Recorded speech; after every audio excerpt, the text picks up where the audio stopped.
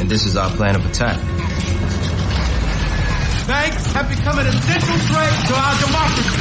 So consider this justice. Thank you for listening to Revolution Radio, freedomslips.com, the #1 listener-supported radio station on the internet.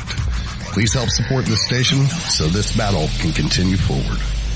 Revolution Radio!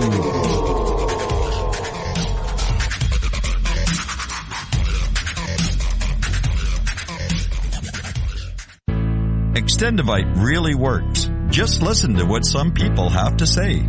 Several years ago, I was developing a very severe situation. I called it my flippy heart. It just was doing not good things, and I did not want to go to a medical doctor because I just knew they would give me a cover-up pill. I didn't want to get onto that sort of thing at all. When I learned it was garlic and cayenne is a healer. It is a wonderful herb. I said, I think I'm onto something here. I'll tell you, I wouldn't be without it. It did wonderful things for me. Extendivite is only $69.95 for a 2-month supply of either capsules or liquid. Call now. That's 1-877-928-8822 or visit heartdrop.com. Extend your life with Extendivite. The opinions expressed on this radio station, its programs, and its website by the hosts, guests, and call-in listeners or chatters are solely the opinions of the original source who expressed them. They do not necessarily represent the opinions of Revolution Radio and freedomslips.com, its staff, or affiliates. You're listening to Revolution Radio, freedomslips.com, 100% listener-supported radio, and now we return you to your host.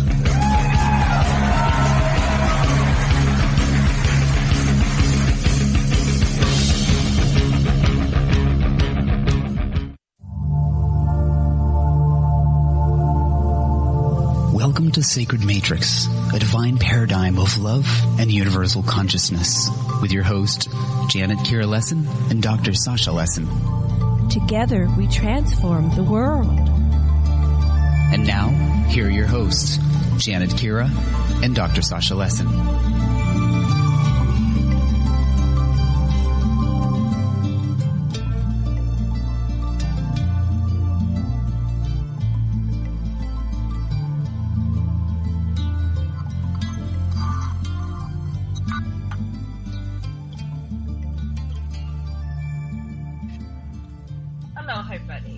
Welcome to the Sacred Matrix on Revolution Radio, and I'm your host, Janet Kira Lessin. My co-host is Dr.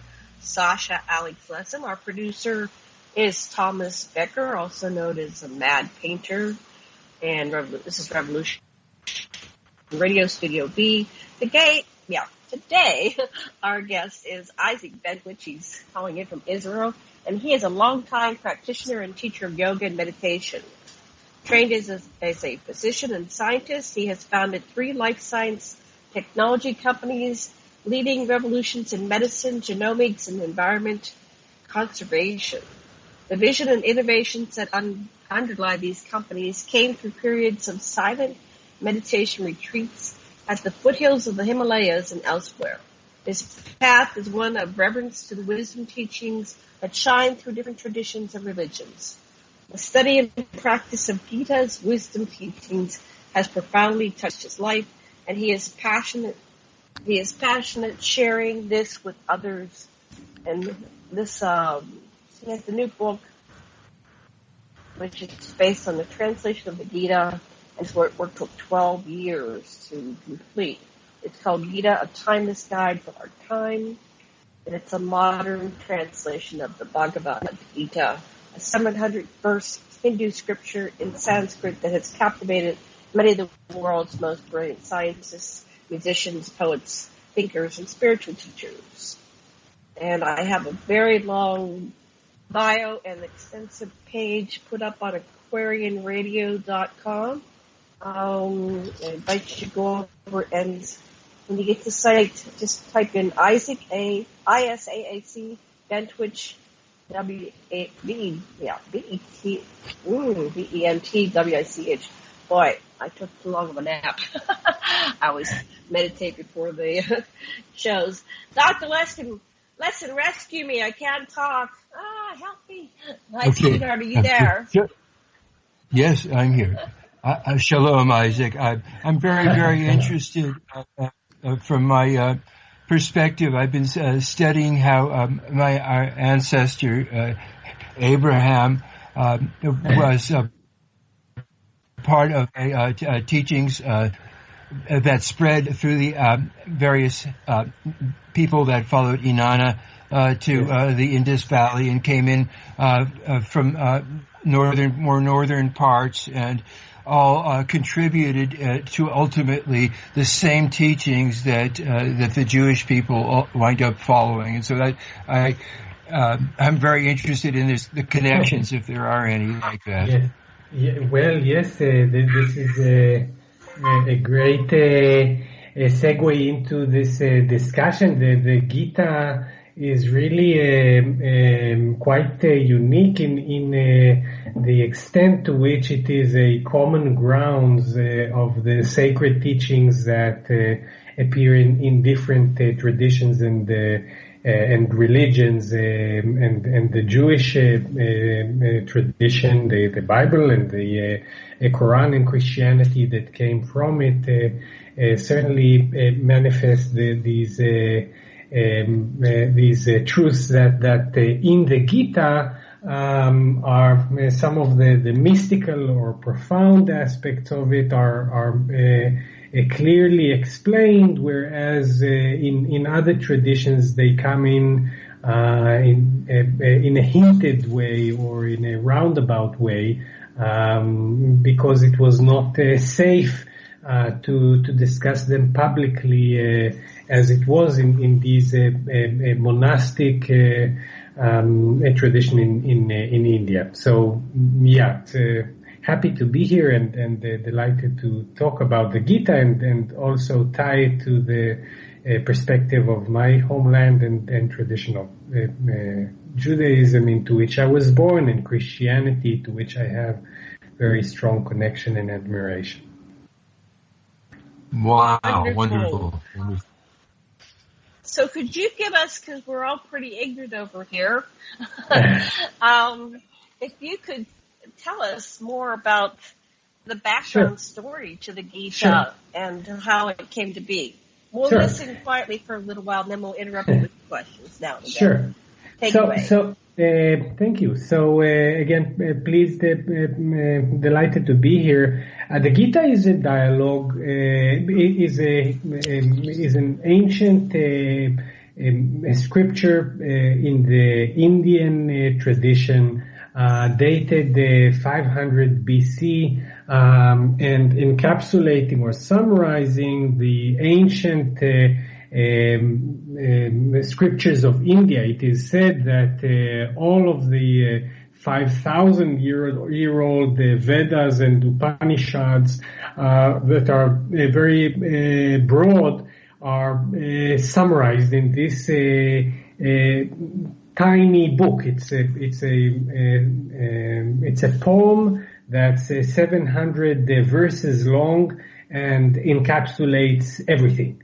The background story is a dialogue between a seeker, a student of wisdom, and his master. The seeker here is the prince. It is Prince Arjuna, who is forced into a battle, a defensive battle that is forced upon him by evil family members out to kill him.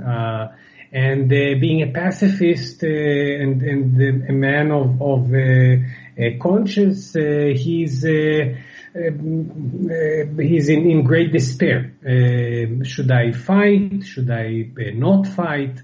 And in his despair, he turns to his close friend, his charioteer at the battlefield, and his master, and no less than God incarnate himself, Krishna. In my translation, I've referred to them simply as the prince and the master, helping us to not get lost in the external veneer of the cultural setting. Some people hear of Krishna or Arjuna. It may seem as something that's distant or foreign, and whereas in effect it is, I say it's a spiritual autobiography. We read it, and it echoes the inner dialogue of our inner dialogue with the inner voice of our soul. This is not something that happens in some distant battlefield, but happens here and now, and it is not something external, but rather an internal dialogue with the voice of wisdom in our heart, and any masters in any tradition that we meet along the way, which merely echo these truths.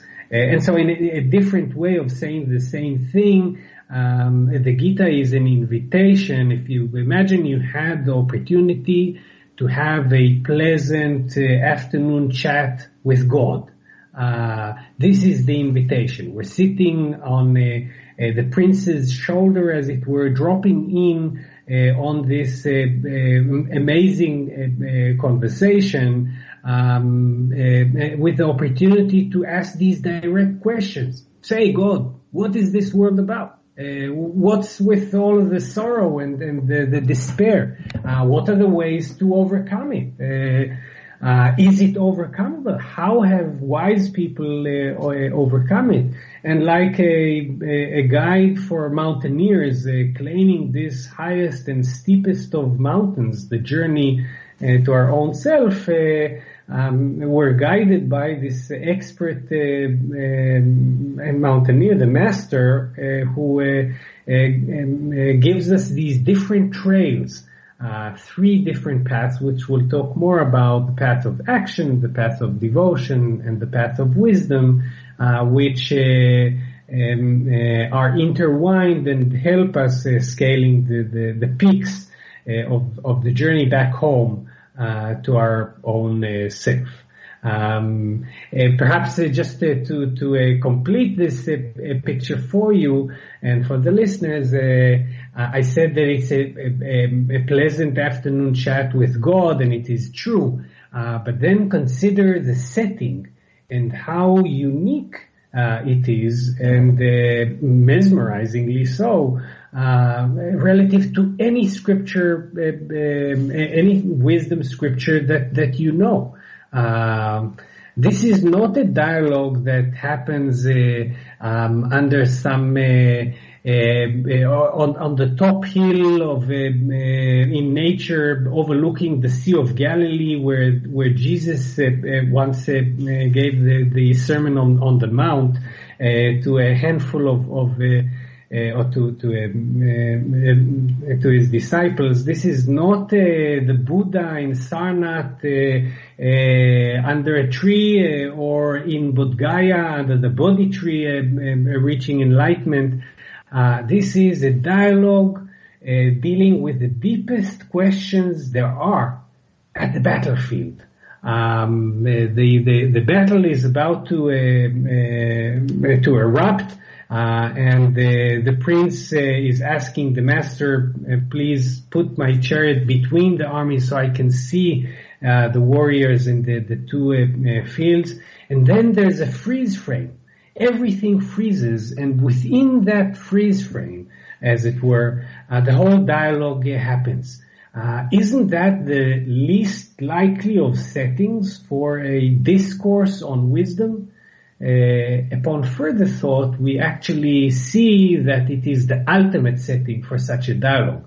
Because one thing is for sure, where you're in the battlefield, you have absolutely zero tolerance for bullshit or for philosophic answers. You want practical answers. And that's the immediate urgency mindset that we too have, that, and which is part of the appeal that the Gita has had for all these centuries. Wow. Okay, so they're poised for battle. It sounds like almost like God freezes time. You said it was freeze. Everything freezes. So God, who's a master of time and space, freezes time so there's enough time for he to have this conversation with the prince and answer all of its questions. Yes. That's fascinating. Sasha, any comments or questions?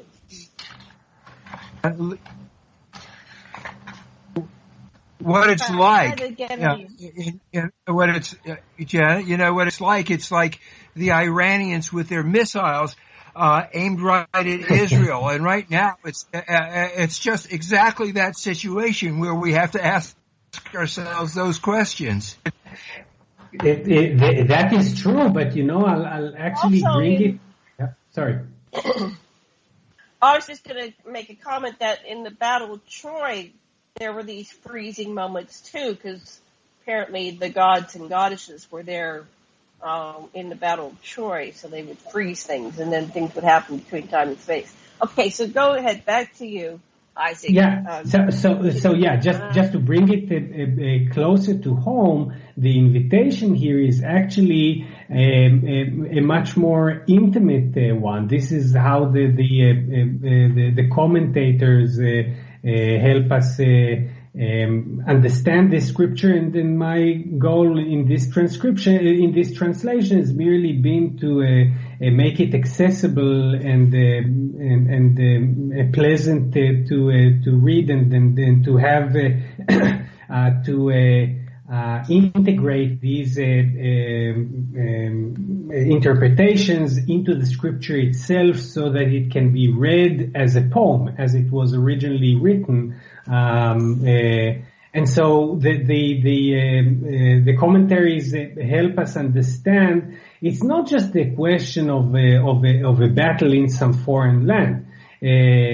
When our life itself is a long succession of battlefields of sorts. We have the struggle, life is struggle, right? We have struggle in our relationships, in our work throughout the day, certainly in educating our children, and then everything is about struggle. Life is not easy, and so it is an invitation. Not when things are calm, but to see every chapter in our life, every day, every moment, every setting as an opportunity to learn, because we are like the prince in his battlefield. We are in our daily battlefields of different types. So it's not. Let's not get lost in this God freezing time, as much as we are freezing time in the midst of our daily life to seek wisdom, so that our lives can be a learning opportunity and not just an eroding one.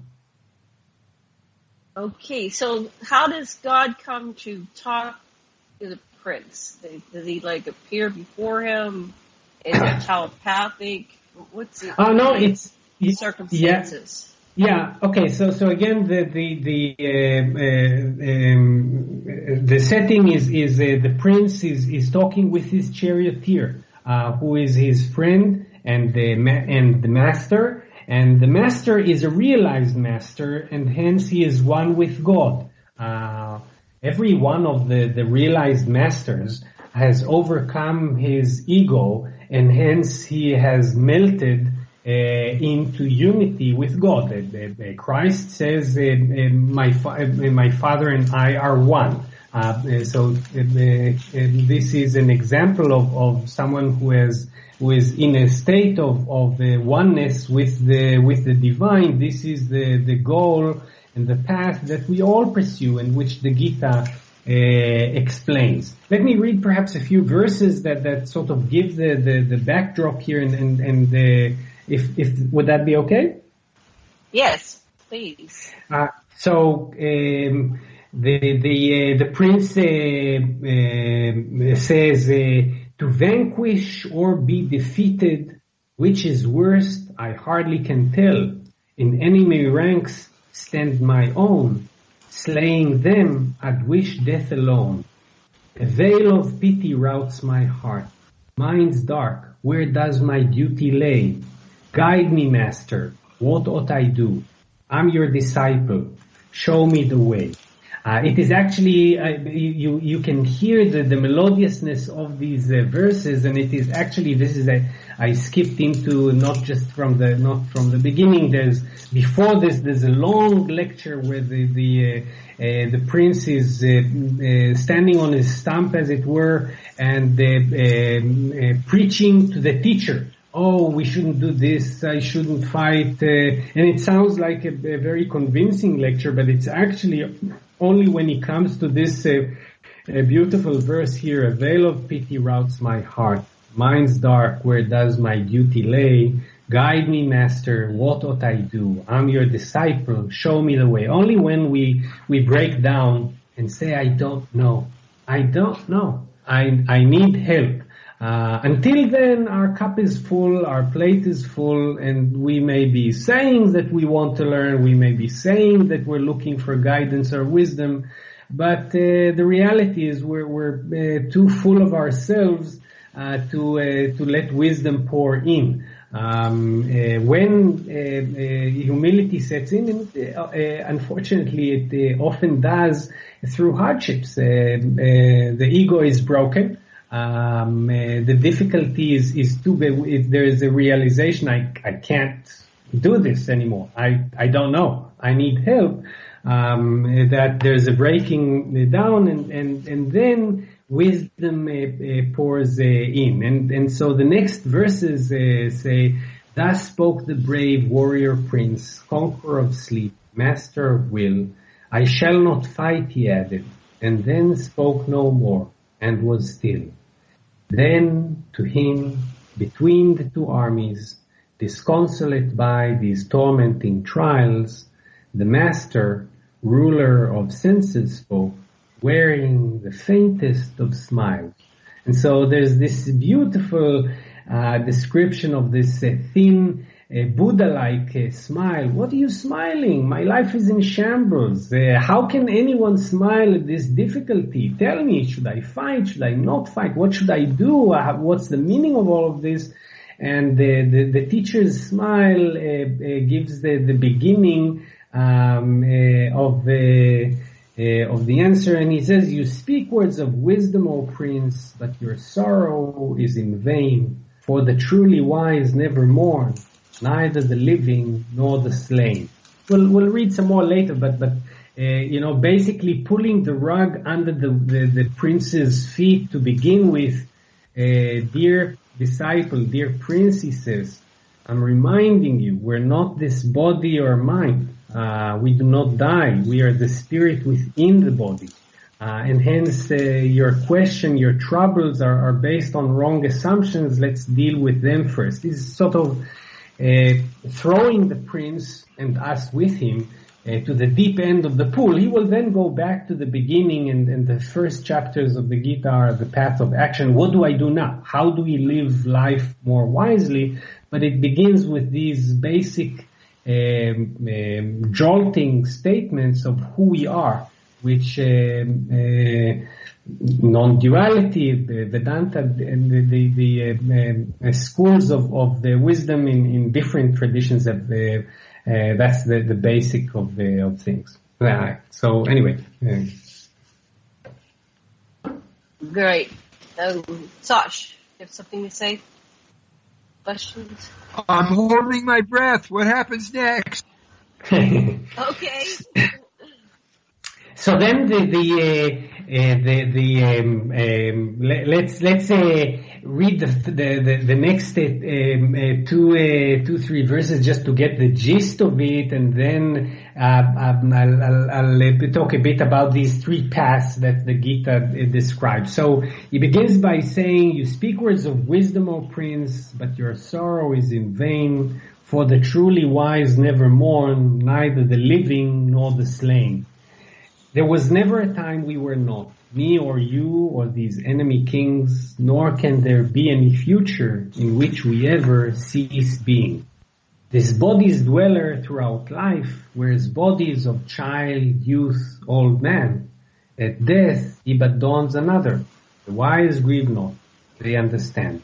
As you can get the sense, as you said, it sort of holds you at the edge of your seat with each verse. These verses have been likened to pearls of wisdom. It's like a long necklace of 700 shiny pearls of wisdom, each one perfect and rolling in your mind and doing its thing, and also related to the pearl before it and after it. These first three pearls that we spoke about start by stating, helping us state, you shouldn't be mourning death, and if you don't mourn or fear death, what is there to be troubled by anything in life? And this is an approach that has been taken by all wisdom teachings. In the Buddhist teachings, for example, the Lamrim, the graduated pathway, which is taught in the highest Tantra path,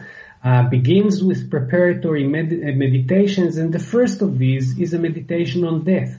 Once we understand, the more we realize that we are spirit and not body, it helps us deal with the inevitability and nothing to fear from of death, and from that a release from any type of fear. How can you fear anything in life if you're fearless of death itself? And from that comes something much more down to earth.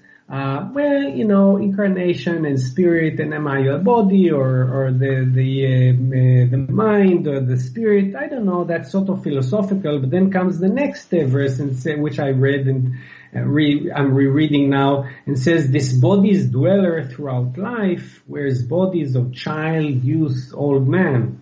At death he but dawns another. The wise grieve not, they understand." The Gita is an invitation for almost each and every verse of these 700 verses. You could spend an hour or a year or a lifetime just working with that one verse. See how beautiful this verse that we're seeing here. It basically says the following, forget about philosophy. You remember being a child? We do. When we were a child, I had a boy's mind and a boy's thoughts and boy's personality and a child's memory and emotions. And then I, the dweller in body, exchanged the bodies, not through some incarnation. Every cell in the body, as a scientist, I'm a medical doctor by training and a scientist will tell you the truth. Every cell in your body changes several times throughout your life. You are physically not the person you were several years ago, certainly not when you were a child, and so then you grow to inhabit a child of a body of an adolescent, and then of a young man or woman, and then of an older man or woman, and the body is decaying, and soon it will decay more, and then it will disintegrate. And in each of these points, we called it our body, our mind. We thought that this is who we are.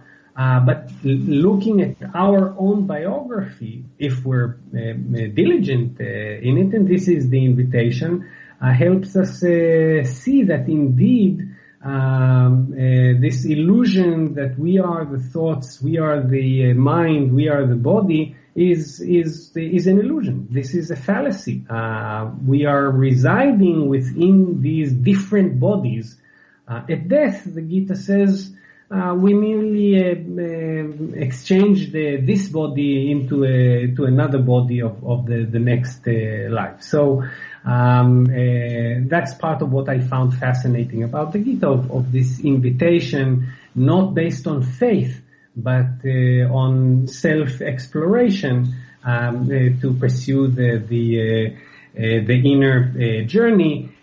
after these initial verses, the Gita begins and it goes on to describe in it the 18 chapters of the book 3 paths that are complementary and successive. The path of action, which teaches us how to act wisely in the world. It's in a sense dealing with the art of life.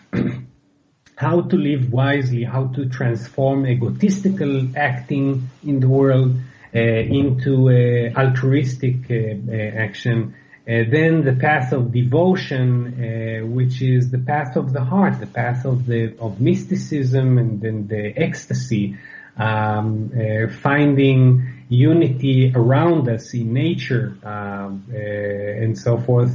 And realizing that we're part of that unity. And finally, the path of wisdom, which allows us to invites us to the highest echelon of non-duality. We are one with of inquiring who we are, and realizing that the unity that underlies the world of apparent diversity, a religious person may call it God, is who we are. So these are the 3 paths of the Gita. Okay, so let's talk about what happens next. So they're talking about the 3 paths, and does he have questions back and forth, or is this like a download? What does he say? No, yeah, that's great. It's a dialogue that has these downloads, as you call them, or long monologues of the master describing in poetic verse the different addressing questions that the prince has. The thing is that as we listen to it, the questions that the prince asks are questions that we find ourselves asking as well. For example, after the initial part, which I read a few sample verses from, the prince then goes on to say, okay, so I hear what you're saying. I'm not this body, I'm not this mind, but help me understand this better. So if I follow what you're saying, where does this lead? How does a wise man experience the world? How does so that I know whether I should, whether I have good reason to try and follow that path. Prince asks, Master, what describes one who is established in the absolute? How does an illumined yogi speak? How does one walk? How does one sit? This is the type of practical questions that you see in the Gita, and following each such question is a segment of the master responding. In this case, I'll just read a few verses to give you a tasting of it. So the master responds, one who has known inner self bliss no longer craves anything at all. Tormenting desires all renounced, prince. Oh, what an illumined soul. Steered not by pain, nor seeking joy, free from attachments big or small, free from anger, free from all fears. Oh, what an illumined soul. And so on and so forth. So there's then a string, in this case, of 18 verses, which were Gandhi's favorites. The sheer number of luminaries and spiritual teachers and creative thinkers throughout the ages in different traditions who find the Gita a source of inspiration is mind-boggling. You have Beethoven scribbled a verse of the Gita in his personal diary, And Leonard Cohen speaks about it, and Philip Glass composes it, and Will Smith is inspired by it, and Shirley MacLaine goes on to study it, and the greatest poets, some of the greatest physicists, the quantum physicists, say that they found their inspiration within the Gita.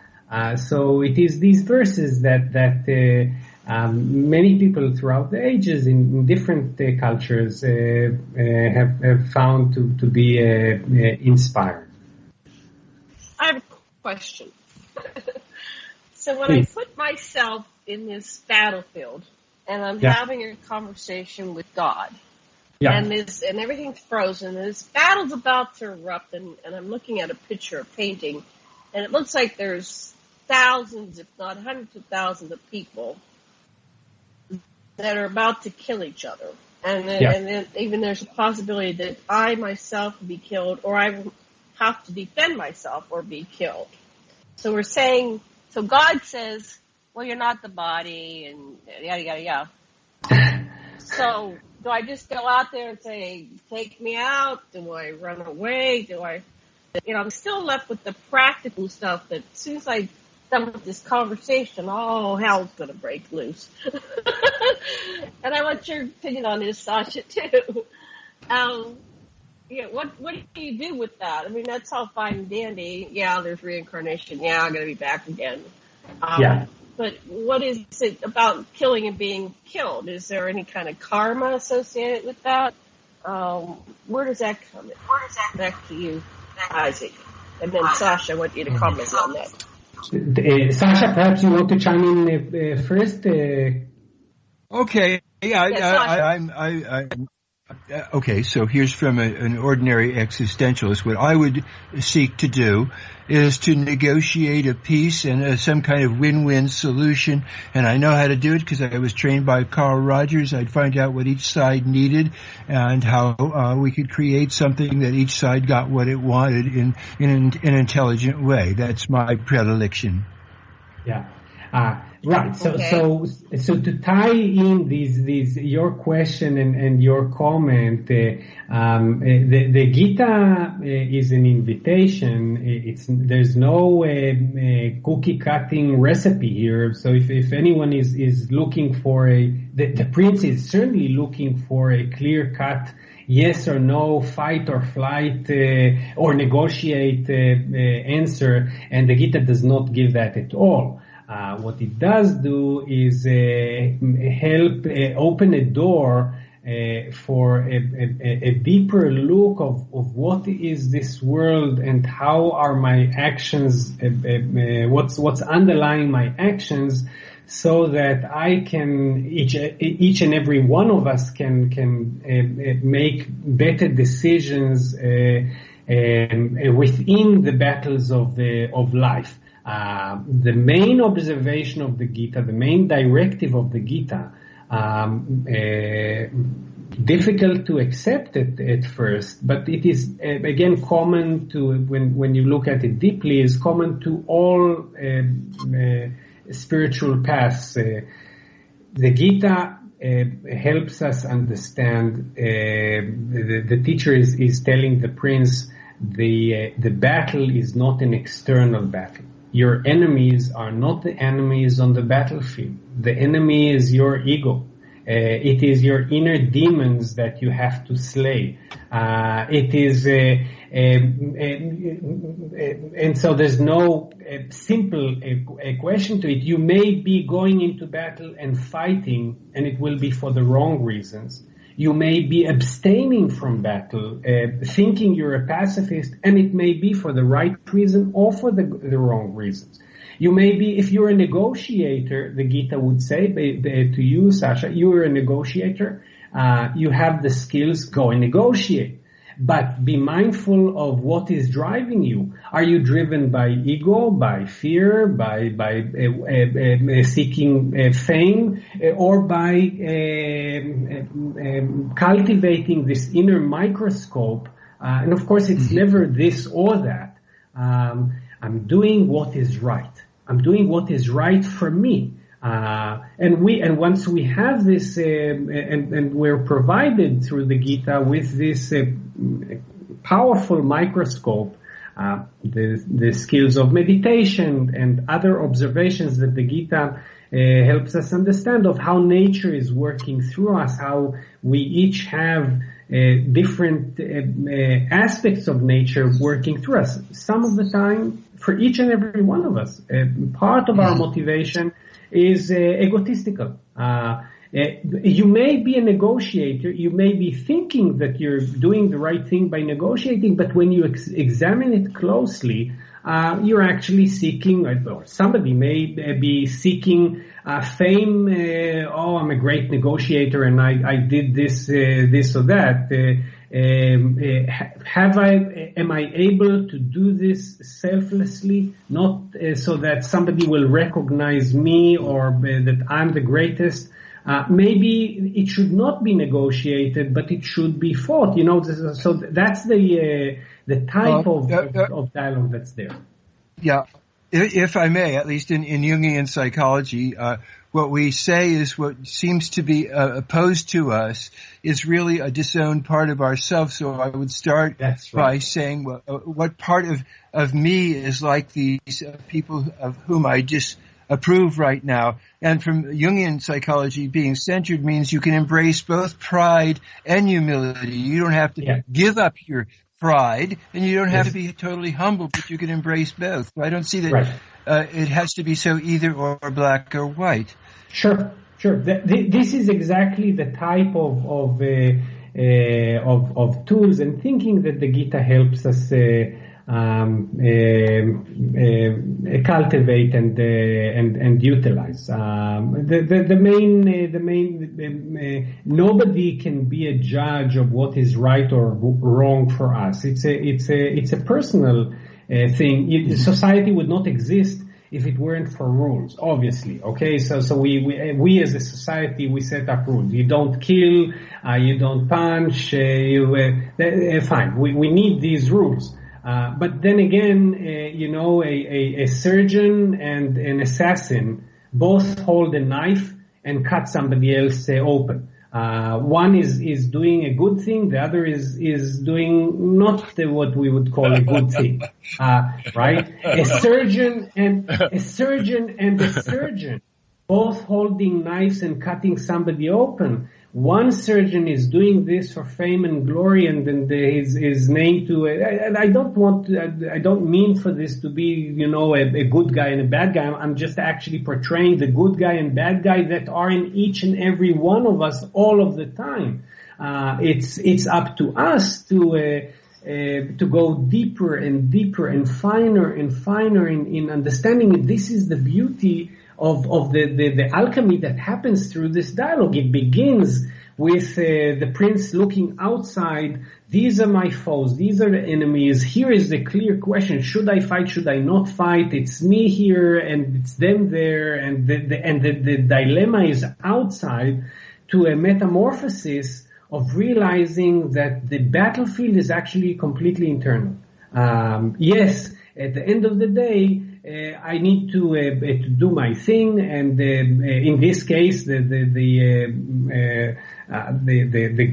master encourages the prince. You are a warrior. This is your role in life. Like you said, Sasha, I'm a negotiator. So you're a warrior. This is your goal in life. You should do what you were meant to do. But do so from a novel and very challenging way from a place of purity and clarity, and that's a lifelong journey. I would like to back this up a little bit. Were the circumstances that created this battle, which was external? Apparently, this was a real historical thing that happened. Were they gathered to fight for the prince, to get his crown or something? What was his level of responsibility for this externalized battle in the first place? Can you give us the circumstances? Yeah, I will, but I have to say that so first let me answer the external question and then get back to the internal one, which is the main one. The external battle is the ultimate in clarity. There's a fight going on. The enemies that are out to kill him are his evil relatives that are motivated by dark motives and are out to kill him. And his dilemma initially is should I fight a defensive battle? I cannot fight and I cannot not fight. How can I not fight? Because it is my role to defend myself and my family from this evil attack. You mentioned, in Israel, this is not something that's theoretical. We have Iranian missiles potentially aimed at us. But again, even if you don't have such dramatic things, oftentimes life forces upon us battles that are unjust and which we seem to have to fight, and yet he is reluctant to kill his own family members. These are family members, and he says even if they are the worst of the wicked, if I kill them, I prefer to eat beggar's bread than to befoul this with blood that I shed. And so there's no doubt that it's a just war that he has to fight, and there's no doubt that he has a problem fighting against killing and seeing the futility of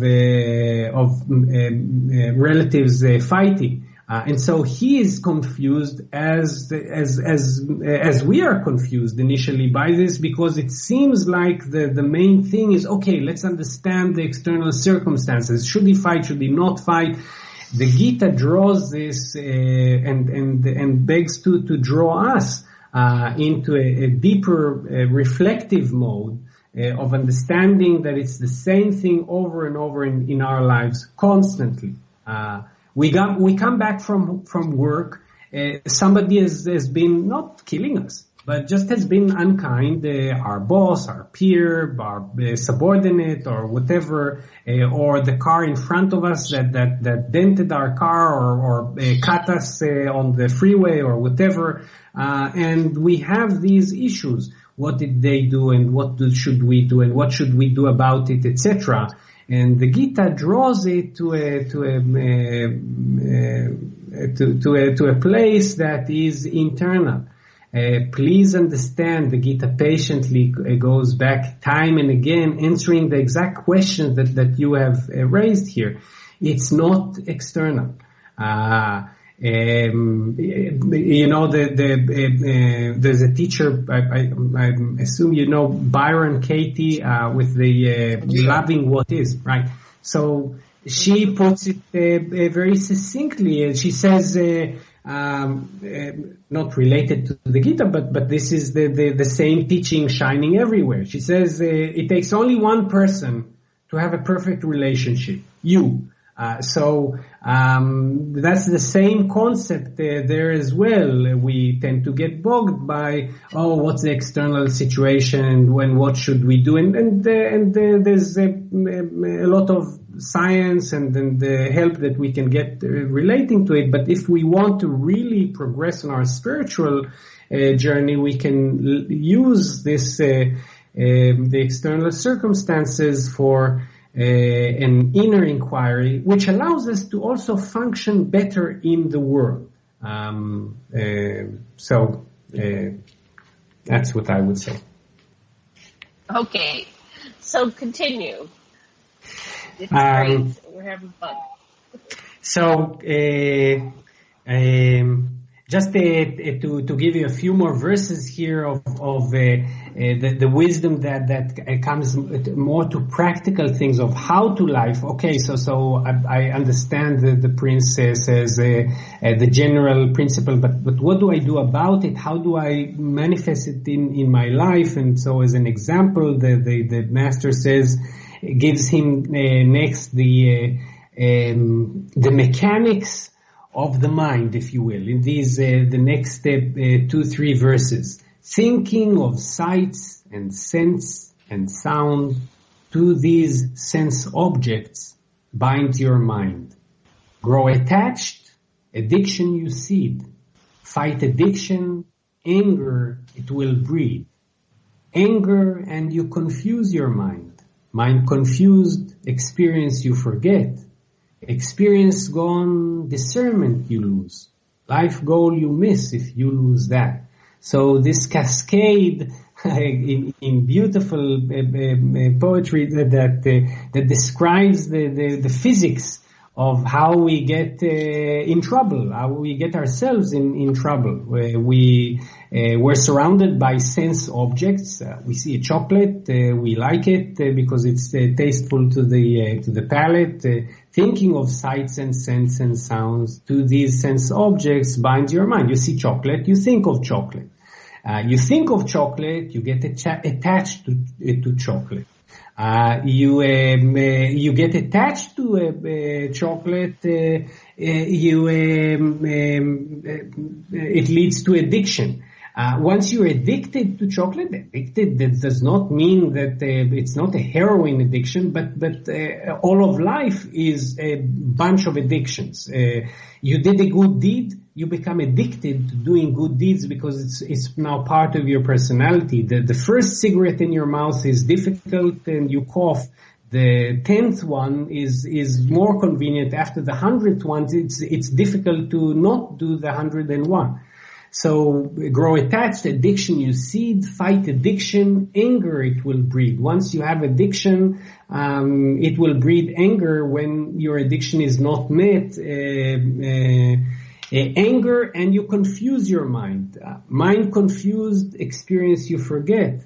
Experience gone, discernment you lose. Life goal you miss if you lose that. So it begins with it describes how this, the mind works, and how we can reverse the process. And then comes the next verse that shows us sort of the magical key of away from that. Remember, this is all in the battlefield. The question initially was, should I fight? Should I not fight? Are they right? Are they wrong? Should I raise my sword? Should I switch to the right or to the left? But this is all secondary, as the Gita shows us, reminding, look at your mind, understand how it is working. Then the question of, you will need to decide what to do about the fight. And if you're a soldier, you need to fight. And if you're a negotiator, you need to negotiate. And if you're a physician or a nurse, you need to heal, and so forth.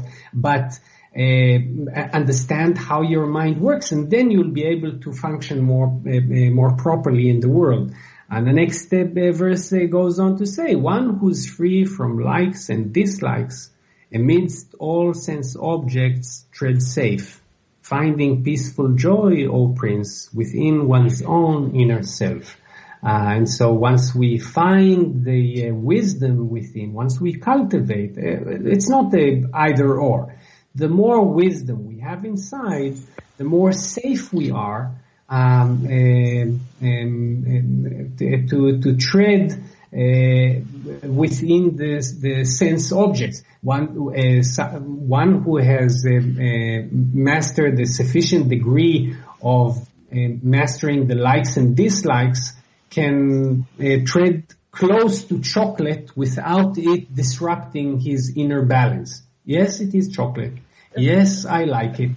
I will take it in moderation. And if I'm overcome by my desire and then I'm unable to stop it, then I will be gentle with myself and understand that everything blows through me. Nature goes through me at different currents. At some point, control, being more balanced, and spiritual at other times, being less so and more carnal or a base nature. So that's the type of journey that we're invited to pursue with the Gita.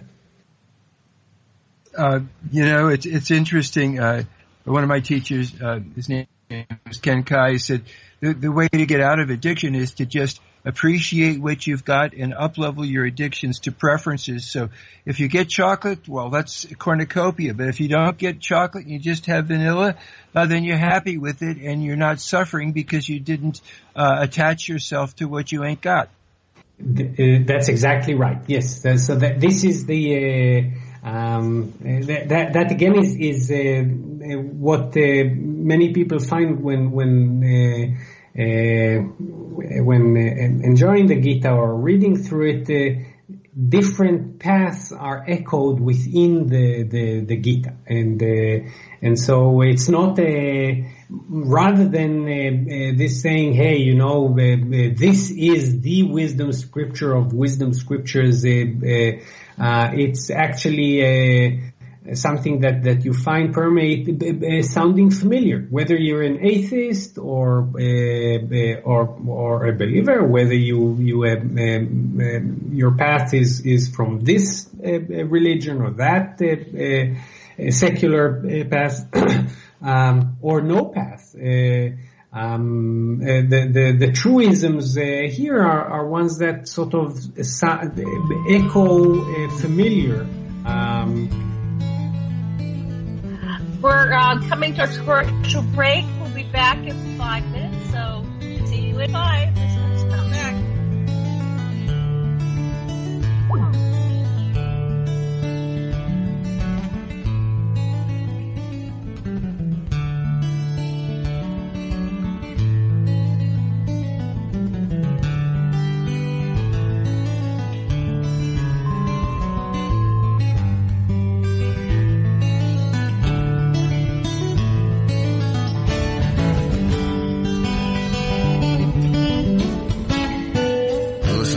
Radio at freedomslips.com. We'll be right back after this message.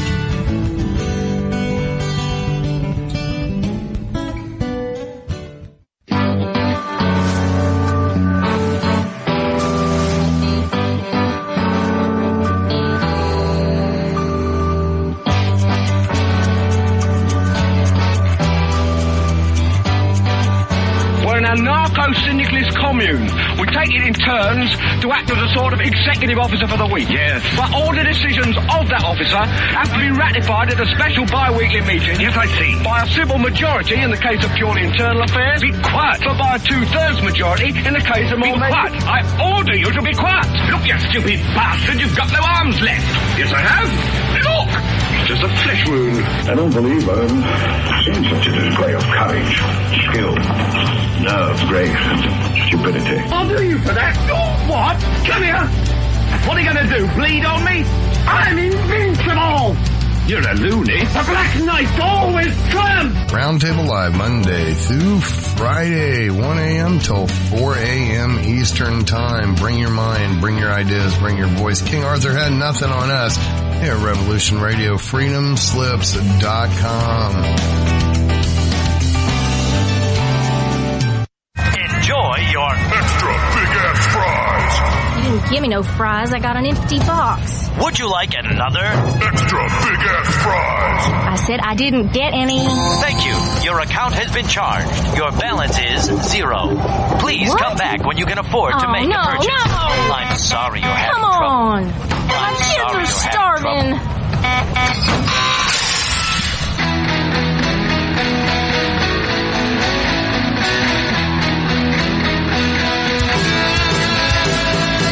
Thank you for tuning in to Revolution Radio. Here at Revolution Radio, we believe in freedom of ideas, freedom of speech, but above all, we believe in freedom of existence through self-reliance. This station is 100% listener supported, and as a fundraising promotion, I have a kick-ass free gift for a $100 donation. 35,000 seeds. 25 years in the freezer. Long-term storable, 54 different varieties. So if food prices go crazy, the shit hits the fan, or if you just want to save tons of money every year by creating your own food like I do, grab our seed pack special. Just look for the banner on the homepage at freedomslips.com. Don't be a statistic. Don't be part of the problem. Be part of the solution. We need, as humans, to start taking care of ourselves and not depending on the megacorps to provide unhealthy, nasty food. Included in this package is also a DVD with 900 survival and off-grid living documents and the offline home canning how to do everything website all on the DVD. So when you're growing all that food, you know how to can it, store it, preserve it, etc. with all these documents. So thank you for tuning in to Revolution Radio at freedomslips.com. I hope that you will pick up this package and start learning to be free. Revolution Radio, freedomslips.com, where information never sleeps and freedom is one seed that needs to be planted.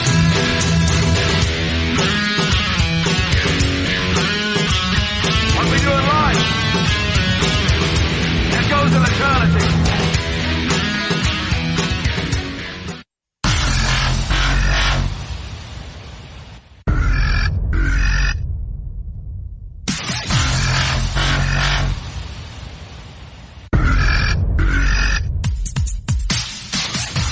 Thanks for tuning in to Revolution Radio. Here at Revolution Radio, we are listener-sponsored and commercial-free.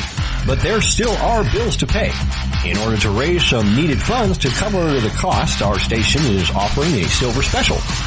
In the continental United States for a $60 donation, or in Alaska, Hawaii, or Canada for a $70 donation, we will send you an uncirculated 2018 1-ounce pure silver eagle.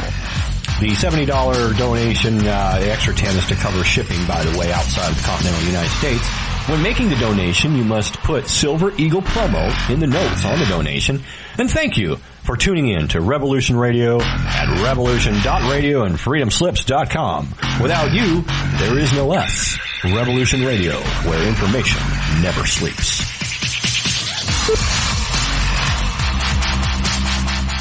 It happens more often than we can imagine. In my case, I was sitting at home, and out of nowhere, I just started feeling uncomfortable. Then it got worse, and I started perspiring. I tried to ignore it, but I waited too long. The chest pain came as we were driving to the hospital emergency. I felt my life clock begin to tick. I barely survived. There was lots of damage done to my heart. What do I do now? I was lucky. I took a leap of faith and tried a 7-herb formula with hawthorn, garlic, cayenne, and more called Extendivite. Herbs have been used for thousands of years to keep us healthy. If you're not using Extendivite as a preventative supplement, maybe it's time to start. To order, call 1-877-928-8822 or visit heartdrop.com. Extend your life with Extendivite. The opinions expressed on this radio station, its programs, and its website by the hosts, guests, and call-in listeners or chatters are solely the opinions of the original source who expressed them. They do not necessarily represent the opinions of Revolution Radio and freedomslips.com, its staff, or affiliates. You're listening to Revolution Radio, freedomslips.com, 100% listener-supported radio, and now we return you to your host.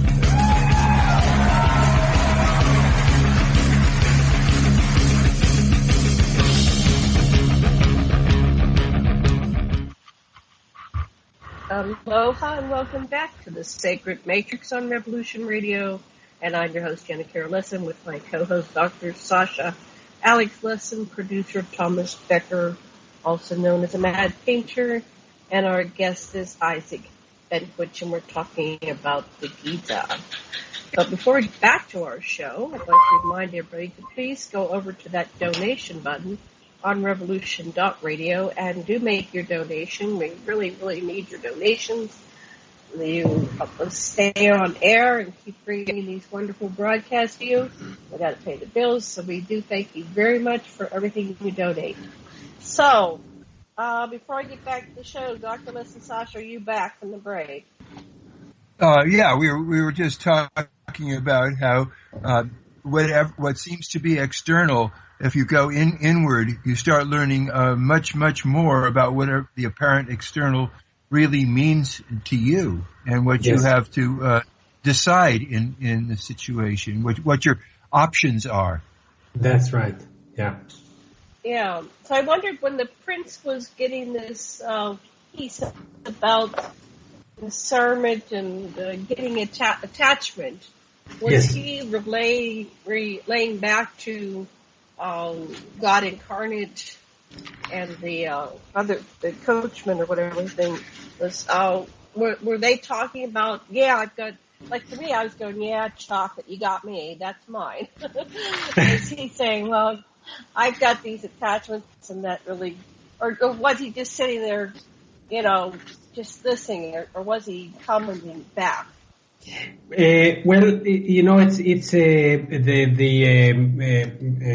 pretty immediately in the Gita, the dialogue, as Sasha mentioned, it turns from an external one to an internal one, and that is a complex and challenging in and by itself. In other words, the prince says, as it were, I got you. I understand it's internal and not external. What do I do about it? How do I cultivate such a mindset? It's easier said than done. At one point, the prince even says, there's a beautiful verse where he says, you speak about controlling the mind. I cannot see how this can be done. Controlling the mind is more difficult than controlling the wind.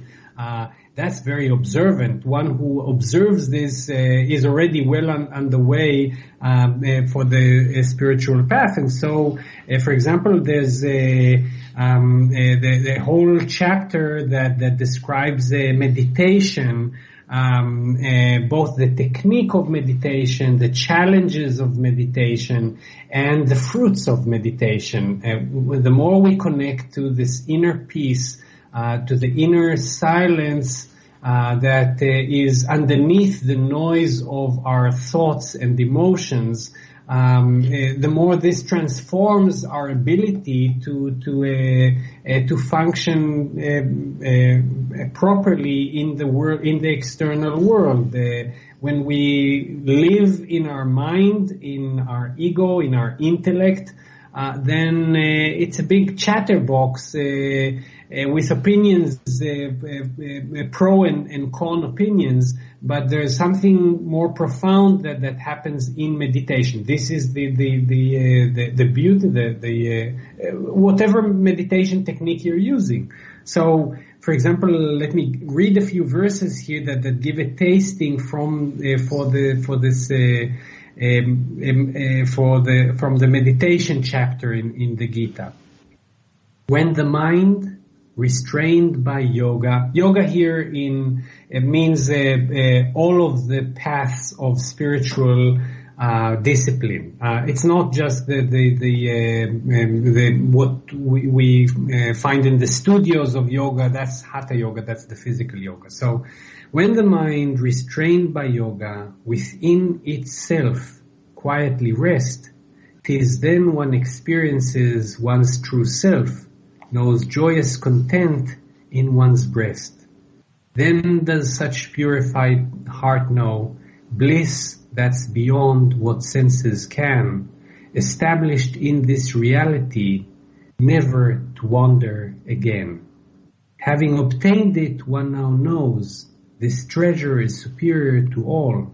Knowledge so certain cannot be shaken, though greatest of sorrows befall. So again, this is not something to be read lightly. It is something to be meditated on, because these are very, very potent lines when we meditate on them, when we read them, when we listen to them, when we think and reflect on them. They do something inside. Having obtained it, one now knows this treasure is superior to all. Knowledge so certain cannot be shaken, though greatest of sorrows befall. What is knowledge so certain cannot be shaken? Currently, we are convinced I am this body, and hence you are that body. And hence the war is between my body and ego and your body and ego. And so there's a bunch of irrelevant questions that evolve from it. Should I attack or not? Should I go from the right or from the left? Are you right? Are you wrong? The certainty that as certainty is established within, this changes the perspective of who we are. And I'll give an example which helps us understand it, is something that's turns to become much more immediate. Think of, and I'm touching on a loaded subject here. Think of the color of skin. Okay, bigots see someone who is white and someone who is colored, and they treat them differently. They are established in the knowledge, in the certainty, I am supreme white, or he or she is not. Once humanity, once somebody that was previously in that state evolves to be convinced of liberalism and humanitarian viewpoint, I'm a human being. He or she is a human being. And so, yes, I see the color of the skin, but I do not see it as something that separates us. Once one is established in this reality, it can never wander again. You'll never again be able to ignore the understanding of the underlying unity. And perhaps just before I apologize for the long monologue, but just reading a few verses that then describe the difficulty of meditation. Okay, so this is all very nice. If you are a yogi or you've practiced it profoundly, yes, it is inspiring to hear that meditation will do that to you. But meditation is so difficult, right? For us humble practitioners, it is difficult. And so reading the next verses really encourages us in the way that it describes the difficulty in meditation, which even the greatest masters feel. And so we're encouraged, okay, we're in the right path, we're doing our thing. The fact that I'm finding difficulty focusing in my meditation is normal. That's the mode of the mind. I should just do this patiently and it will lead to results. Here are the next verses. Utterly abandon desires, Prince. Know they all arise from your thought.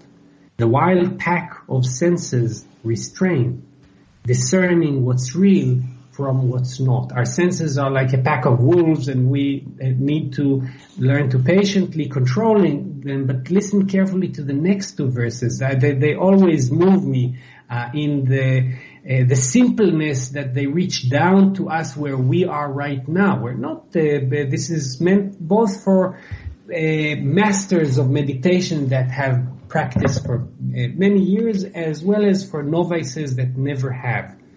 Patiently, O Prince, bit by bit, let one gradually calm one's mind.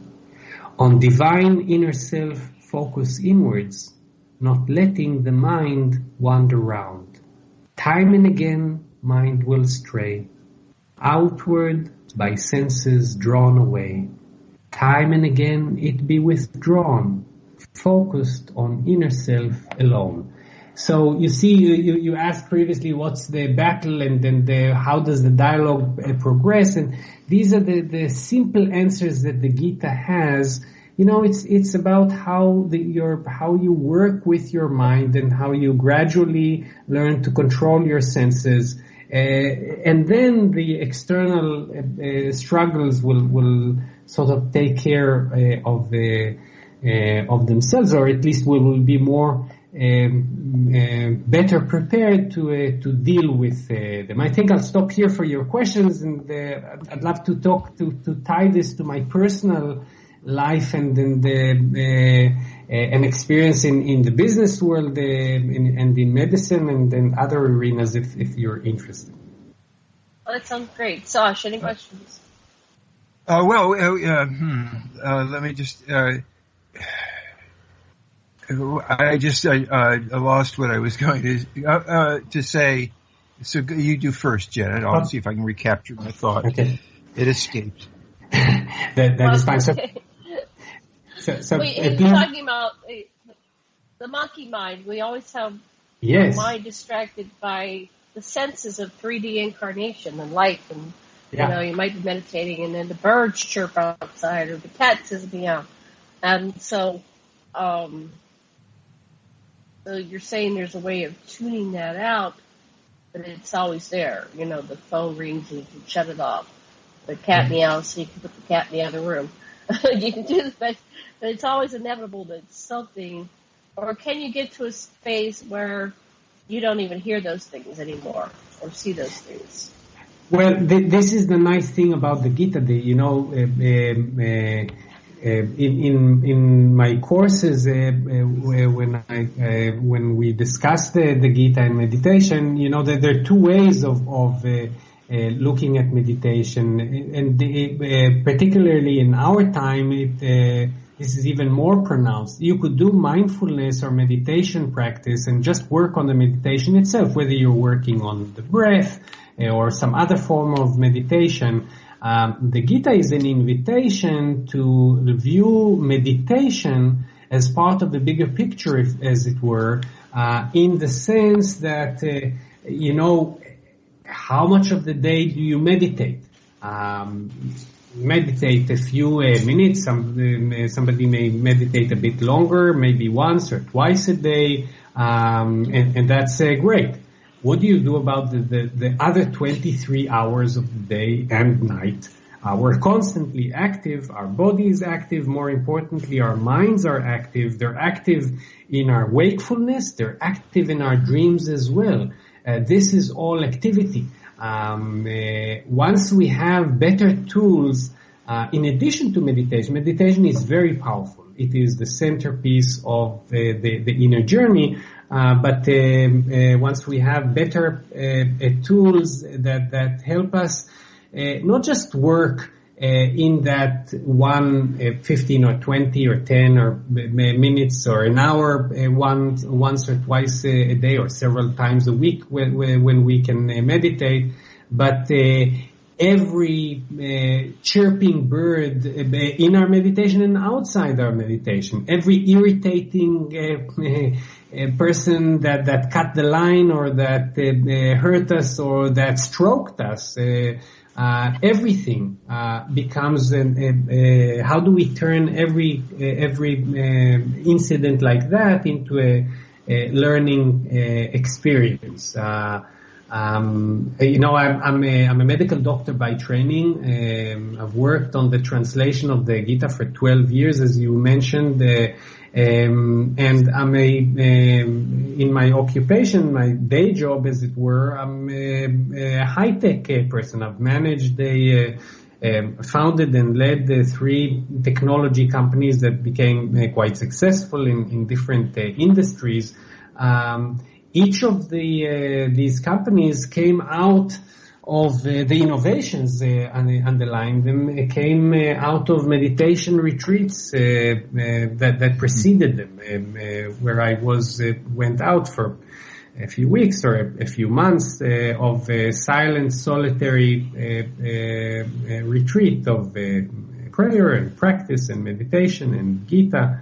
And so I've experienced firsthand, both in meditation, be it in an intensive retreat, when I say that I was in several months retreat, this may sound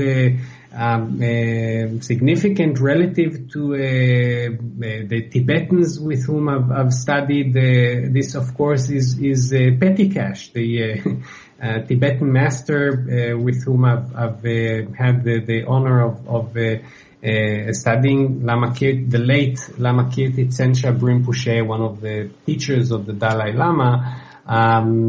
Spent 15 years in meditation, so 3 months is chump change. But anyway, I have encountered firsthand, both in meditation retreats as well as in daily meditation, and more importantly, as well as in daily life itself, how these principles of the Gita, unleash creativity and innovation in a way which is amazing to me. And so I'm not at all surprised to see all of these poets and innovators, Robert Oppenheimer, one of the great theoretical physicists of our time, who's overseeing the Manhattan Project, the project of developing the first atomic bomb, was a great proponent of the Gita, had a copy of it at his desk, and even studied Sanskrit to read it in the original, and when seeing the first atomic detonation, quoted the verse from the Gita. And so I know that this is a very powerful tool set. I've seen it in action in my life of allowing us to function better in the world, to unleash innovation and to be able to function more effectively in chaotic life settings. And it sort of makes sense when you come to think of it. We currently live our life with a huge amount of chatter, of our brain being worried about the past and the future and irrelevant thoughts and of who's done what and so forth. Once we're able to connect to the silence that's underlying thoughts, and the thoughts continue, like you mentioned, as a crazy monkey. But once you connect to the silence and underlying it, the amount of noise subsides somewhat. But much more importantly, you're connected to the silence, and that is the silence from which innovation stems, and clarity is more apparent in one's life. And so I can attest to that, even in my very humble and limited way. In fact, that has been a big push for me to be engaged in this work, is that I wanted to share what somebody ordinary like me and you can be helped. How can simple people like us can be helped by these profound teachings. Wonderful.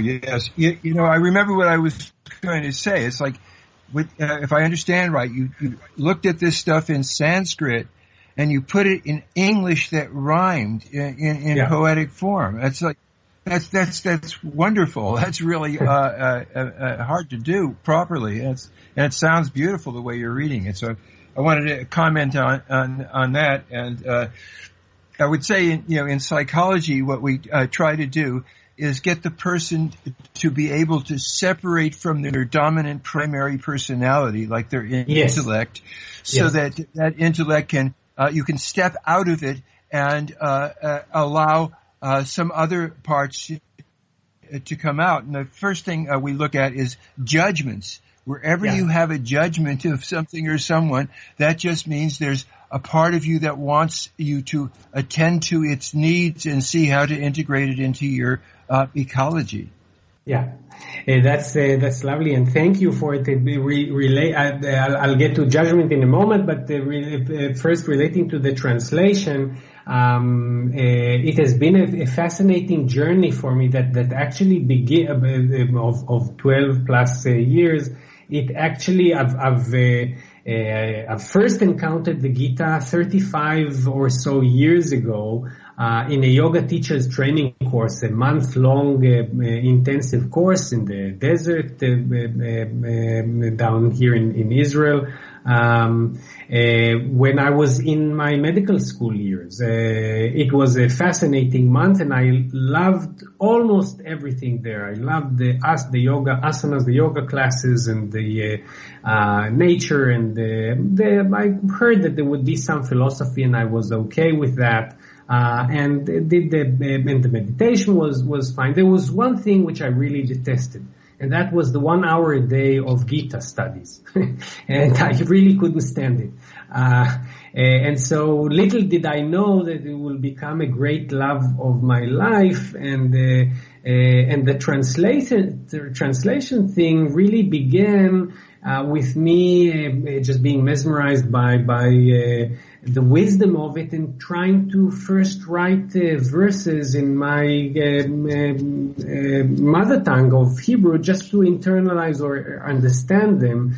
And it became my sadhana, my personal practice, not so much as a premeditated project, but more a journey of peeling layers of an onion, as it were. As I got into it, I really was interested in trying to capture each of the verses, and removing or parting with the terminology. When you read a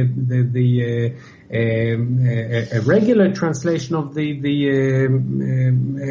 of course, there are many great translations. There are 200 or so translations in English alone, and hundreds of commentaries, and they're all great. My interest was to try to make this as readable as possible for a contemporary reader, making it speak to women and men alike. The original text is written all in male form, which I thought it's long overdue for this to since the message is completely non-sectarian and and beyond gender and so forth. And the music of it. And so that actually happened in somewhat of a magical way. I started writing this first in Hebrew, just trying to capture the essence of it and encapsulate some words of the commentary so that it can be understood. Usually you have to read the Gita and then read many commentaries to understand what each verse says. And then I started writing it in some sort of verse form. To my shock, out of my ignorance, I did not know that it was written as poem. The Bhagavad Gita, the formal name of the Gita, is actually literally means divine song. It is not a divine discourse. It is not divine text. It is not divine book. It is divine song. And this is not like the Song of Songs or Psalms. The true, deep truths cannot be conveyed by intellect, but by intuition. And hence, the song and the music of it is a way to partially bypass the intellect, or at least the overpowering of the intellect, and to awaken the intuitive faculty. To my shock, as I found out that the form which I was attracted to translating of 4 lines of around 8 verses is actually the meter that was used in Sanskrit. I did not know this. And so I was so shocked by this that I went yet again and translated everything, and this time making it strictly in this particular meter and rhyme. And then I began to hear the music. I could actually hear, as you hear now, how the lines roll around in your mind, and when you meditate on them, it's even more pronounced. And so I realized I need to relax the syllable count in some cases so that it really sings. Excuse me for being a bit emotional about it, but anyway, it was a very special journey for me, and I'm delighted to be able to share it with the others, and hope that it will bring joy into their life as it has in mine. Well, I love it. I just want to know whether you first did it in the meters in Hebrew or went right to English. No, I actually the first. I never thought I could do it in English. So I spent 7 years working on a translation into Hebrew. By the end of the 7th year, when the first version of this was, I published the first version in Hebrew, I was pleased with the fact that there was some meter and that the general thing has been achieved. It's only then that I dared to go to use that as a first draft, as it were, and then to work gradually on the English. And it was when I was working on the English version, which took another 5 years, that I stumbled onto the musicality of it and the verse, the syllable count and the meter and rhyme, which in the Hebrew version was still only partially there because I was not aware of it. Wow. Thank you. Does it come across as poetry no matter how you translate it? Does it have a nice flow of, is it poetic? Yes, I think, here, listen to this, just any verse you take, you think now, and you're invited to, I warmly invite you to do it in your meditation. This is the way that this thing works. Take a verse and then listen to it or let it roll around in your mind, even if you don't memorize it per se, but the after memory of it, as it were, of the shadow memory of it, if you've read it before your meditation, you actually feel how it rolls around in your mind, as one of the commentaries says, like smooth pearls of wisdom. They sort of churn in your mind. There's a Tibetan teacher which I admire, Lama Yeshe, passed away in the 1980s, and was one of the pioneers that brought Tibetan Buddhism to the West. And he used to, he had great sense of humor, and he used to say, don't think that mantras are something foreign or new to you. You're all constantly using mantras. Until now, you use mantras like pizza, pizza, pizza, or money, money, money. Let's go and use something a bit more useful than that. Right? So,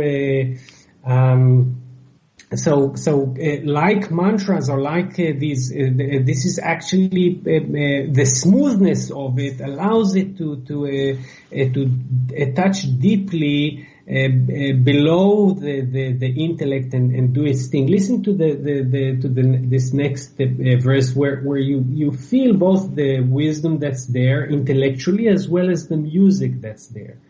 Yoga parts us. Remember here, yoga is any path of inner development. Okay, any religion, any path of inner development. Yoga parts us from pain, O Prince.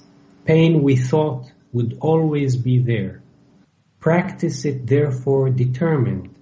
Be joyful and never despair. I always get goosebumps when I read this. Again, yoga parts us from pain, O Prince. Pain we thought would always be there. Practice it, therefore, determined. Be joyful and never despair. Isn't this the story of our life? Right? We live our life convinced that the maximum we can do is sort of shuffle through our lives or our day, and the pain is there, and there's not much we can do about it because we're mortal, we're limited, and yet these teachings, in whatever methodology or teacher or path that we're accustomed to, these wisdom teachings really show us a way to change this from its core. Yet this change is so difficult, and so the last two lines of the verse comfortingly tell us, practice it, therefore determined, be joyful and never despair. Even the great wise teachers fall into despair because this change is so difficult. Be joyful. Practice is therefore determined. Don't, this is not just a weekend thing. It's a whole life. You want to be a Beethoven, you want to be a Mozart, start by doing your scales. You don't get to be an Einstein without learning math first and practicing your multiplication table. This is where we have to start. Practice it, therefore determined.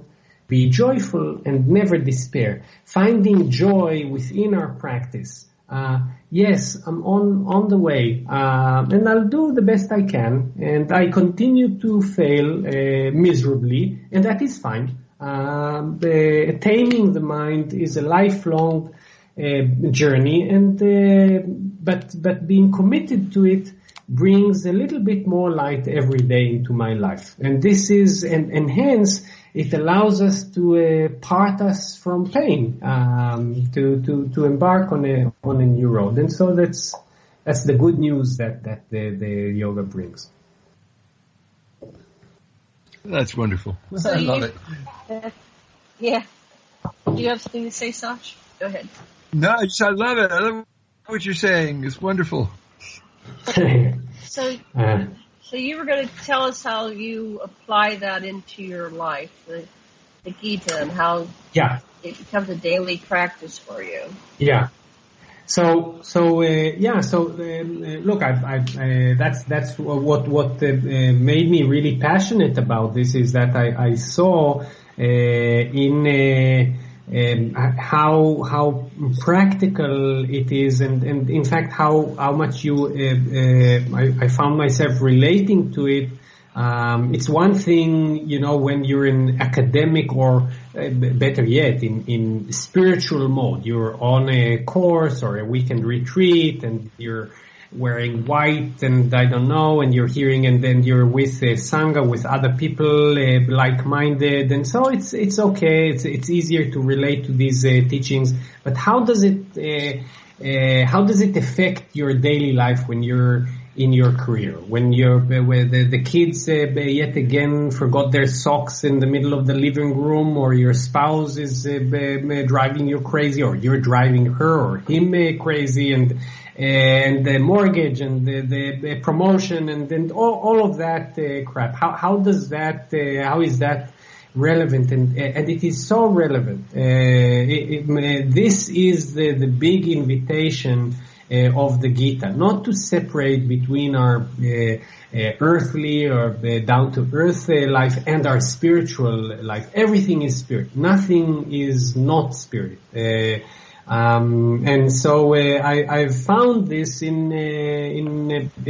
my career as well as in my personal life, that the verses that I would working on the translation, I'd have my day job and then for several hours would work on the translation, sometimes doing one verse or two a day.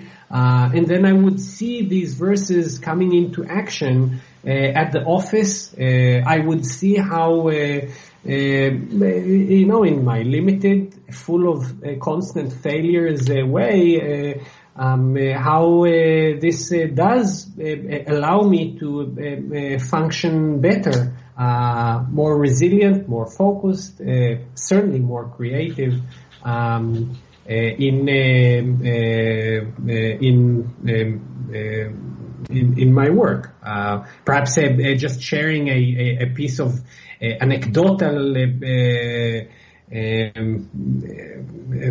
piece of my biography. My second company was a genomics company that eventually was traded on Nasdaq, and where we analyzed the human genome. And in this journey, a group of us, some 40 to 70 people, I was the founder of the company, and it grew to be 100 people eventually.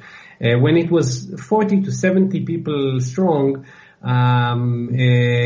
we managed to, using powerful computing and so forth, managed to analyze the human genome and find hundreds of novel genes that later served to develop cancer diagnostics of a unique kind that was not possible before. And we found hundreds of these extremely important novel genes, more so than all of the universities in the world combined.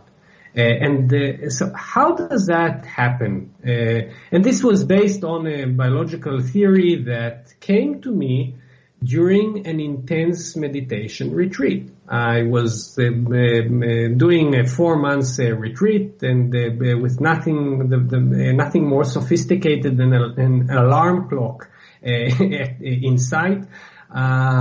And had this epiphany or clarity that led to this successful project that eventually touched people's lives. So I know for a fact how quieting the mind, and the mind continues to be very noisy. So if there's any mistake that I'm claiming that my mind is, or anybody's mind is not a crazy monkey mind, that's not what I'm saying.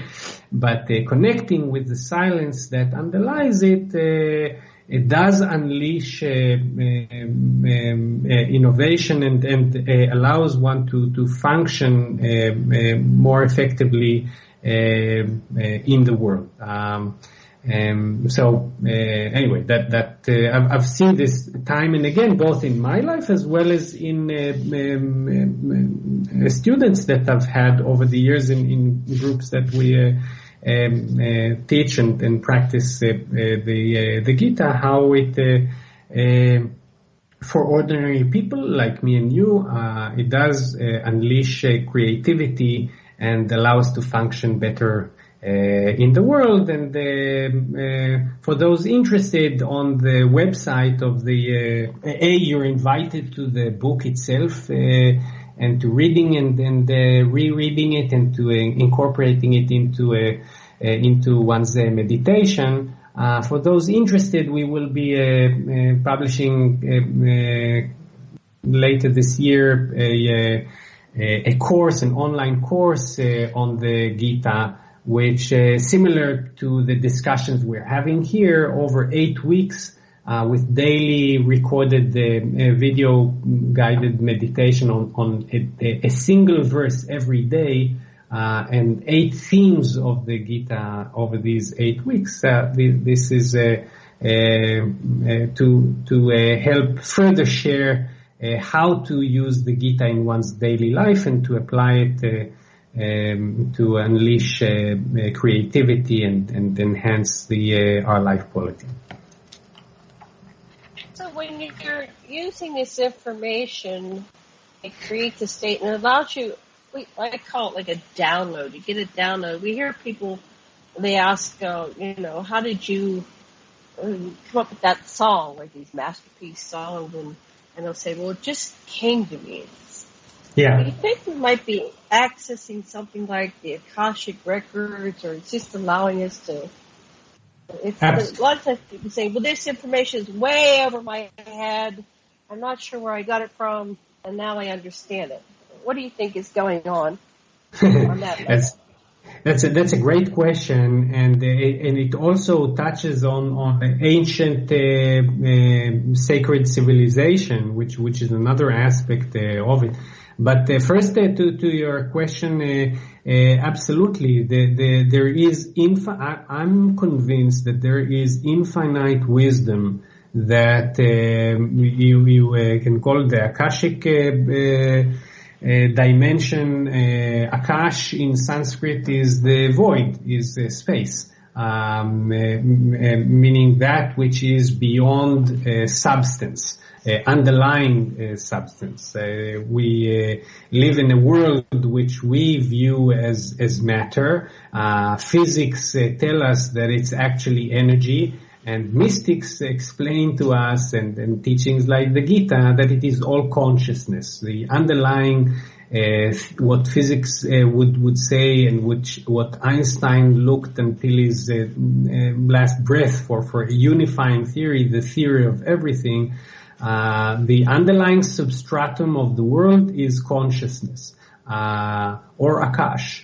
And so, yes, by connecting, first of all, on a very practical, or even for those skeptics amongst us, even if you look at it mechanically speaking, we currently live in a big, dense cloud of thought. And so, imagine if you had to function during your day where your arm is constantly jumping up and down. How long would you be willing to go like that before you went to a specialist to say, hey, there's something terribly wrong with my arm and I can't do anything because it's driving me crazy. It's constantly doing its thing. This is our current situation with our mind. Our mind is berserk. It's going at full speed like a car without a driver, and without us trying to do anything about it. So obviously, quieting the mind allows us to function better, and so better ideas will come. I can say from personal experience that absolutely many innovations, the most important innovations, I actually believe that all innovations come from within, from that which is beyond intellect and underlying intellect or emotions. We all have these experiences. They are just, and it may not be for everyone, describe something dramatic as finding genes in the genome, but we all have these experiences, and almost daily. We're just so bombarded by the noise of thoughts that we don't realize it. But and so as we quiet the mind, we're connecting to this inner silence, which allows for the download that you described. In my experience, sometimes it's a download, and sometimes these are touches of heaven or divine or whatever. I've been accustomed to work very intensely with my mind and to sharpen the intellect. And so through that, I've learned its limitations. The ideas are never yours. They are always coming through you, and not something that you are creating. Think of your children. We give birth to our children. You made these children? Really? It's something that comes through you. So the more we put ourselves in a mindset of this is something that's happening through me and not something that I'm doing, that's the greatest. All of the Gita is around different strategies. All of religions, all of the different paths are around different strategies that help us do that. We use devotion, we use prayer, we use, like you mentioned in different types of psychology, we're going, stepping aside or focusing. We're learning different techniques that put distance between us and rather than the attachment of I am doing this and the fear of failure or anxiety of performance that comes with I am doing this. If I'm doing this, then maybe I will not succeed tomorrow. And the pride, the vanity that comes with, oh, I'm a great inventor, I've invented this. Bullocks, you haven't invented anything. It's acting through you, it's coming through you. We're getting some background noise. Janet, are you typing? No? Okay, no, I have a question. No. Yeah. Okay, I have a question. Okay, so you mentioned that this fellow was a manifestation of God incarnate or something like that. Yes. So how did they explain it? We have, Jesus and all this stuff in our culture. Yeah. How are they explaining this person that was an incarnation of God? Was Arjuna. God like an extraterrestrial or no? Arjuna was no. Krishna right? is right. Yeah. Krishna. Yeah. Who is Krishna? is he like a Christ type thing? Yeah. Or? Yeah. Yes. Go ahead. Yeah. Good. So the Gita is a guidebook of this inner journey, the epitome, the pinnacle of which is reaching a Christ-like state, which is the goal and the potentiality for each and every one of us. Krishna was manifested this himself. Of course, Christ manifested this, and so the difference between us and Christ or Krishna is the blindedness, the blinded state that we're in, which is our identification with our ego and intellect, which separate us from that cause us to feel separate where there is unity. And so whether it is Buddha or Krishna or Christ or in other religions or traditions, the Gita explains the path in a clear way. How do you get there? So it's not just about okay, do I believe in Christ, or do I believe that someone can get to Christ consciousness or Buddha consciousness? This teacher I mentioned previously I like quoting teachers from different religions to impress upon you the notion that this is really universal, as I know your show and reflects. This teacher I mentioned, Lama Yeshe, this Tibetan teacher would say, go for the chocolate. Reading a recipe on chocolate does not give you the satisfaction you're looking for. Don't ever be content by reading about what chocolate is like. Go for tasting the chocolate. And what he means by that is do this with your spiritual life. Are you content with just talking about or analyzing what is Christ consciousness and what it was like? You want to get it. You want to have this direct experience, which we just read the verses in the Gita. Having obtained it, one now knows this treasure is superior to all. Knowledge so certain cannot be shaken, though greatest of sorrows befall. If we follow Christ's invitation, my Father and I are one. I am the way, he says. Are we content with merely believing that path? Do we not want to experience this ourselves? This is the invitation. This was actually Christ's invitation to us. Leave everything and come with me and through me to this experience. When he says, my Father and I are one, he's also saying, my Father and you are one. If you would leave mammon and look to your spiritual side, which is your true identity. It's a difficult task, but it's the only goal of life. It's I love what you said, and part of my background makes me notice that implicit in all this is the varna, that it is the duty ultimately of the person to follow his caste of kshatriya or warrior, and kill people because that's his job. And that's built into a social system of India. I don't think it's intrinsic to the philosophy, but that's how it comes in the ground.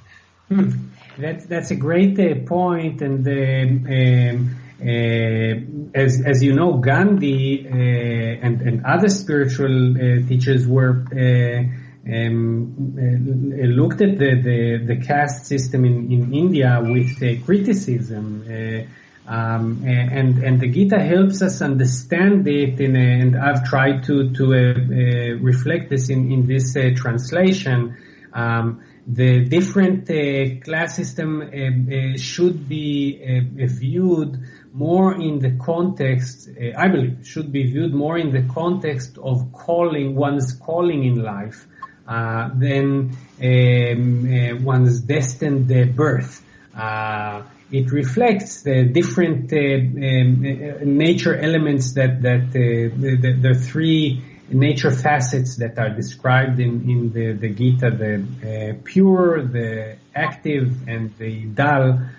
We didn't have time to touch upon these, but and the karma of previous lives. But anyway, so yes, he's a kshatriya. I would translate kshatriya, warrior, as leader in our sense. A leader's role.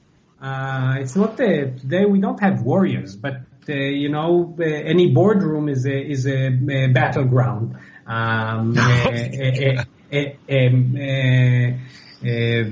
As is any coffee room and whatnot. So a warrior is a leader in our terminology. This is not something that's ancient, but something that's completely relevant. We too need to realize, to find what is our a calling in life, and a lot of the Gita relates or deals with that. How do you identify what is your calling? How do you not get sidetracked by wanting to do something else and overlooking what's right in front of you and doing it and by the imperfectness of you doing your job? The Gita says you cannot do your job perfectly. Fire will always be intertwined with smoke. Life is not perfect, in other words. Do your calling. Find and identify with what you're doing. You're currently a mother. Being a mom is what you're doing. This is your calling now. You're a lawyer. We have 1 minute.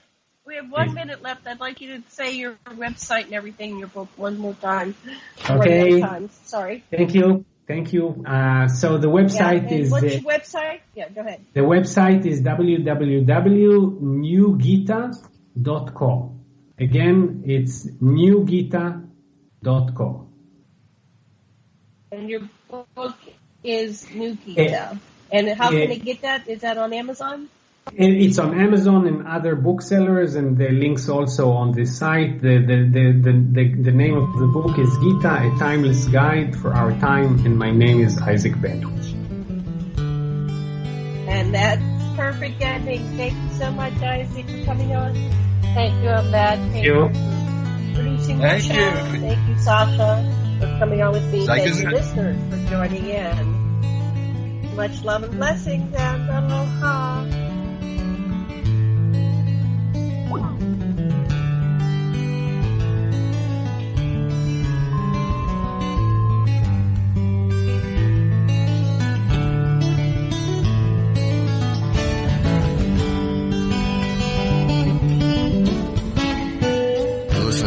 Radio at freedomslips.com, and we'll be right back after this message.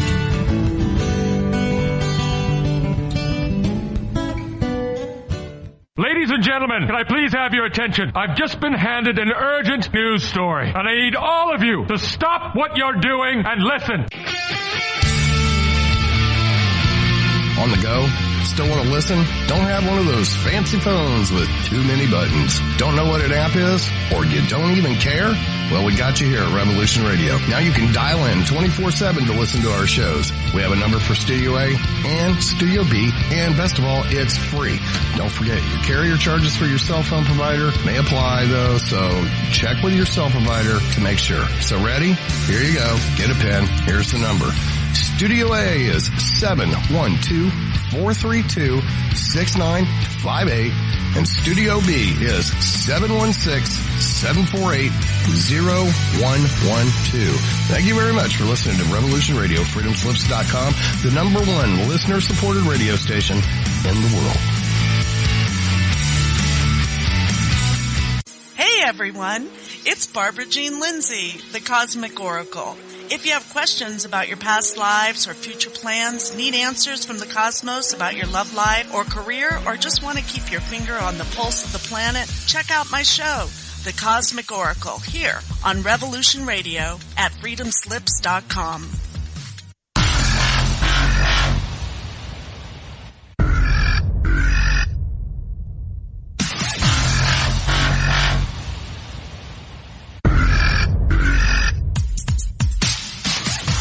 Thanks for tuning in to Revolution Radio. Here at Revolution Radio, we are listener-sponsored and commercial-free. But there still are bills to pay. In order to raise some needed funds to cover the cost, our station is offering a silver special. In the continental United States for a $60 donation, or in Alaska, Hawaii, or Canada for a $70 donation, we will send you an uncirculated 2018 1-ounce pure silver Eagle. The $70 donation, the extra 10 is to cover shipping, by the way, outside of the continental United States. When making the donation, you must put Silver Eagle promo in the notes on the donation. And thank you for tuning in to Revolution Radio at revolution.radio and freedomslips.com. Without you, there is no us. Revolution Radio, where information never sleeps.